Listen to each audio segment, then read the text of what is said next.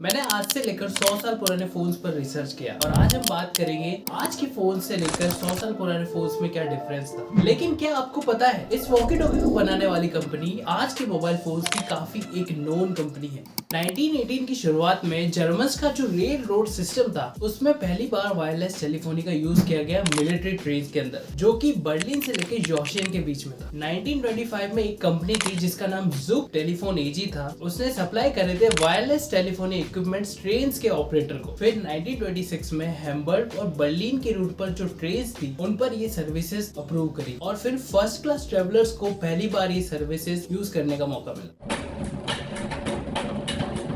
जब world war 2 चल रहा था तब जो एलाइड पावर्स थी उन्होंने डिप्लॉय करे थे 1,30,000 यूनिट्स SCR 536 हैंडी टॉकी के। ये 2-वे रेडियो ट्रांसीवर था और काफी अर्ली टेक्नोलॉजी की वजह से इसमें भी बहुत सारे ड्रॉबैक्स थे, जैसे शॉर्ट बैटरी लाइफ, सिर्फ 1 माइल की रेंज। फिर आगे जाके जो ये कंपनी है वो आज के मोबाइल फोन्स की काफी जानी मानी कंपनी बनती है। अगर ये वीडियो पसंद आ रही है तो आज का लाइक एम सिर्फ 50 लाइक्स का है, तो मेक श्योर आप उसको जरूर पूरा करें और चैनल पर नए हैं तो सब्सक्राइब करें। और आगे जाके जो कंपनी वो आज की मोटोरोला नाम से जाने जाने वाली कंपनी बन जाती है। जब सेकेंड वर्ल्ड वॉर खत्म हुआ तो एक अमेरिकन कंपनी बेल लैब्स वो एक इन कार सिस्टम पर काम कर रही थी जो कि अलाउ करता यूजर्स को कहीं पर से भी कहीं भी कॉल करने के लिए, और इसकी वजह से first ever wireless mobile telephony system launch होता है जिसको MTS मोबाइल टेलीफोन सर्विसेज कहा जाता है। सबसे पहला जो बेल लैब कंपनी का इक्विपमेंट था वो 80 पाउंड्स का था, 30 kg, और इतना वेट होने के बावजूद भी आप इसको सिर्फ यूएस की कुछ मेजर सिटीज में यूज कर पाते और उनमें से भी कुछ सेलेक्टेड हाईवेज के ऊपर। और इसकी ये लिमिटेशंस होने के बावजूद ये जो सर्विस है वो काफी ज्यादा पॉपुलर हो गई और ये सर्विस इतनी पॉपुलर हुई कि ये अपने मैक्सिमम कैपेसिटी पर पहुंच, क्योंकि लिमिटेड रेडियो चैनल्स थे और यूजर्स को वेट करना पड़ता था चैनल्स के खाली होने के लिए। 1950s और 1960s में जो ये कार फोन्स थे वो बिजनेसेस और अमीर लोगों के बीच में काफी पॉपुलर हुए, बट हाई कॉस्ट होने की वजह से ये काफी लोगों की रीच से बाहर रहे।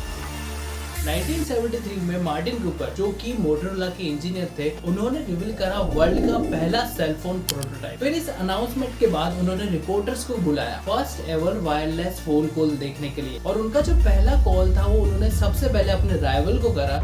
Hello, Joel. Yeah, Marty Cooper here. जो कि जोल एस एंजल थे बेल लैब्स के। फिर इसके एक डिकेड बाद मोटोरोला 1983 में डायनाटेक 8000 सेलफोन लॉन्च किया जो कि 1 kg का था और इसकी जो प्राइस थी वो अराउंड $4,000, आज के 3,31,528 रुपए के बराबर थी। लेकिन फिर भी मोटोरोला इतनी यूनिट्स मैन्युफैक्चर नहीं कर पाया। जो डायनाटेक सेलफोन था वो first generation 1G network support करता था। ये टेक्स्ट मैसेज या फिर SMS सपोर्ट नहीं करता था, बट इसमें आप एक टाइम पर 30 और टेक्स्ट सेव कर सकते थे। उसके बाद मार्केट में नोकिया और सैमसंग जैसी कंपनीज ने एंट्री ली। फिर 1983 में नोकिया ने अपना पहला मोबाइल मोबिला सिटी में 900 लॉन्च किया जो कि डायनाटेक का एडवांस वर्जन था। फिर 1988 में सैमसंग ने अपना पहला सेलफोन लॉन्च करा जो कि SH100 था। 1991 में GSM 2G नेटवर्क लॉन्च किया गया। इसने सिर्फ कॉल की क्वालिटी ही इंप्रूव नहीं करी, इसमें आपको टेक्स्ट मैसेज का भी सपोर्ट मिला। इसके साथ साथ ये जो था वो एन्क्रिप्टेड था, मतलब आपकी बातें कोई और सुन नहीं सकता था। 1994 में नोकिया का 2010 फोन लॉन्च होता है जो कि न्यूमेरिक कीपैड के साथ में आता है। अब ये वाला जो फोन का लेआउट है वो एक स्टैंडर्ड लेआउट बन गया था सेल फोन्स के लिए, जब तक कि टच स्क्रीन फोन मार्केट में नहीं आ जाते। उसी टाइम 1994 में IBM नाम की कंपनी ने अपनी दोस्ती बढ़ाई वायरलेस कैरियर बेल साउथ से, ताकि वो सेल कर पाए वर्ल्ड का पहला टच स्क्रीन फोन साइमन को।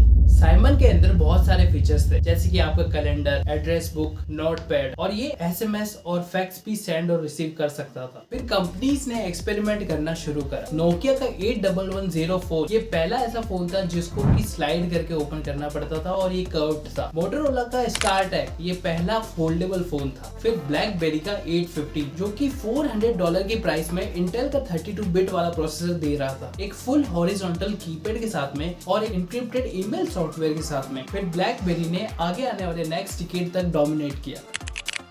अब इस डिकेड में राइज हुआ LCD डिस्प्लेस का और आप मल्टीमीडिया फीचर जैसे कि आप ऑडियो चला सकते थे। अब फोन फास्टर स्पीड एक्सेस कर पाते विया GSM। 2001 में सोनी ने पहला ब्लूटूथ कनेक्टिविटी वाला फोन लॉन्च किया। फिर 2000 में शार्प JSH04 जो कि पहला सेलफोन था जो कि कैमरा दे रहा था सेलफोन के अंदर। ये वाला फोन जापान में एक्सक्लूसिवली बिक रहा था। फिर 2 साल बाद सानियो और स्प्रिंट नाम की कंपनी पार्टनर बनके इस फोन को US में लॉन्च करती है SCP-5300 के नाम से, जिसके अंदर 0.3 मेगापिक्सल का कैमरा था। सोचो आज के मुकाबले एक कलर डिस्प्ले, और ये फोन आपको स्लाइड करके ओपन करना पड़ता है और ये सभी $400 की प्राइस में। अर्ली 2000 में जो मोबाइल फोन्स के कैमरे थे और उनके फैशनेबल डिजाइन का ट्रेंड था, और इस ट्रेंड में जो मोबाइल फोन्स थे वो रिप्लेस कर रहे थे फैशनेबल एक्सेसरीज को मोबाइल फोन से। और इस ट्रेंड का परफेक्ट एग्जांपल था मोटोरोला रेजर V3। ये काफी स्लीक था, ये मैग्नीशियम और एल्यूमिनियम बिल्ड था और ये एक बेस्ट सेलर फोन बना मोटोरोला के लिए। Over 100 millions of unit Motorola ने इसके सेल करे। फिर अर्ली 2000s में जो मार्केट था वो स्प्लिट हुआ सिम्बायन, पाम OS और विंडोज मोबाइल के बीच में। इन प्लेटफॉर्म्स पर copy paste, support for third party apps, video conferencing, PDF rendering जैसे फीचर थे, जिसने रास्ता बनाया फुल फ्लैश्ड मोबाइल फोन्स के लिए। कंपनीज के बीच में कंपटीशन बढ़ रहा था और रिसेशन के पीरियड में भी